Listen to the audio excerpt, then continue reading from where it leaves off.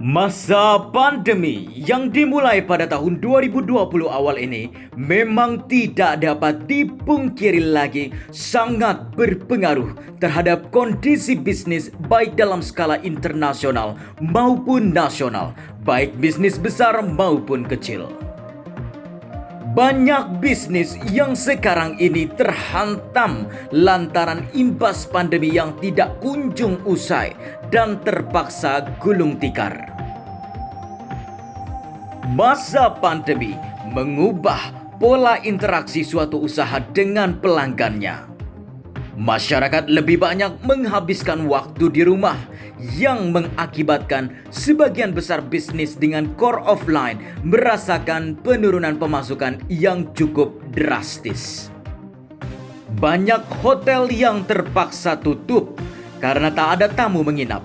Berdasarkan data resmi Kemenparekraf pada awal April lalu, jumlah hotel yang tutup sementara karena COVID-19 sudah mencapai 1.500 di seluruh Indonesia. Sama dengan halnya maskapai penerbangan dengan pembatasan penerbangan, maka pembelian agen travel juga akan sepi. Pandemi ini membuat banyak orang enggan berjalan-jalan sehingga pemesanan tiket juga makin berkurang. Namun, uniknya sektor pertanian merupakan salah satu sektor yang mampu bertahan dari hantaman pandemi COVID-19. Bahkan sekarang ini menjadi ujung tombak ketahanan pangan nasional dan menjadi salah satu solusi ketersediaan lapangan pekerjaan. Petani-petani perkotaan saat ini tengah menjadi tren di kalangan masyarakat di tengah pandemi. Dengan memanfaatkan lahan terbatas, hasilnya sudah dapat dinikmati dalam waktu singkat. Bukan cuma itu, ekspor pertanian pada semester pertama tahun 2021, yakni dari Januari sampai Juli, juga cukup membanggakan, yaitu mencapai 282,86 triliun rupiah atau naik 14,05% jika dibandingkan periode yang sama tahun 2020 yang hanya 202,05 triliun rupiah. Hasil panen pertanian yang melimpah pun berhasil diekspor ke berbagai negara dan meningkatkan pendapatan Indonesia. Ekspor tersebut dilaksanakan secara serentak dari 17 pintu ekspor Indonesia dan akan dikirimkan ke 61 negara tujuan ekspor. Hal ini menjadi momentum penguatan ekspor komoditas pertanian Indonesia dan menandai kebangkitan ekonomi nasional di tengah pandemi. Ekspor yang dilepas sebesar 627,4 juta ton, nilainya sebesar 7,29 triliun rupiah, meliputi komoditas yang pertama perkebunan 564,6 juta ton, tanaman pangan 4,3 juta ton, hortikultura 7,2 juta ton, peternakan 4,0 juta ton, dan beberapa komoditas lainnya.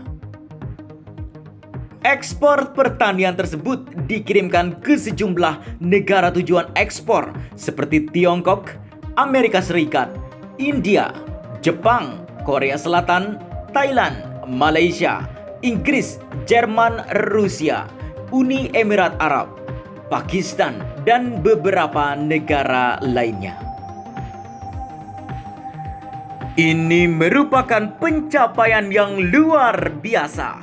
Oleh karena itu, pemerintah berkomitmen untuk menguatkan ketahanan pangan dan peningkatan kesejahteraan petani atau nelayan. Pemerintah telah menyiapkan stimulus ekonomi untuk menyokong sektor pertanian. Secara khusus, stimulus dan insentif yang dikeluarkan untuk tetap menjaga kinerja di sektor pertanian antara lain: 1. Program padat karya pertanian. 2. Banpres produktif UMKM sektor pertanian. 3. Subsidi bunga mikro atau kredit usaha rakyat. 4. dukungan pembiayaan koperasi dengan skema dana bergulir. Menanggapi rencana pemerintah memperkuat pertanian, Menteri Pertanian atau Mentan Syahrul Yassin Limpo mengklaim strategi dan program yang dijalankan di tengah pandemi COVID-19 berdampak positif pada kinerja sektor pertanian sepanjang tahun lalu. Sejalan dengan kinerja positif itu, nilai tukar petani atau NTP secara nasional mengalami kenaikan di awal tahun 2021. Pada Januari 2021, NTP tercatat naik tipis 0,01% menjadi 103,26 dari 103,25 pada Desember 2020. Perlu diketahui bahwa NTP merupakan indikator yang menunjukkan tingkat daya beli petani di perdesaan. Semakin tinggi NTP, maka secara relatif semakin kuat pula tingkat kemampuan atau daya beli petani. Sungguh hal yang menggembirakan, ada peningkatan indikator nilai tukar petani. Tentu, pemerintah akan terus berupaya mendorong kinerja sektor pertanian. Semoga ke depannya, pemerintah bisa melaksanakan program pembangunan pertanian dengan lebih baik untuk mewujudkan kemandirian penyediaan pangan bagi masyarakat Indonesia, juga meningkatkan daya saing produksi pertanian, serta mewujudkan kesejahteraan petani.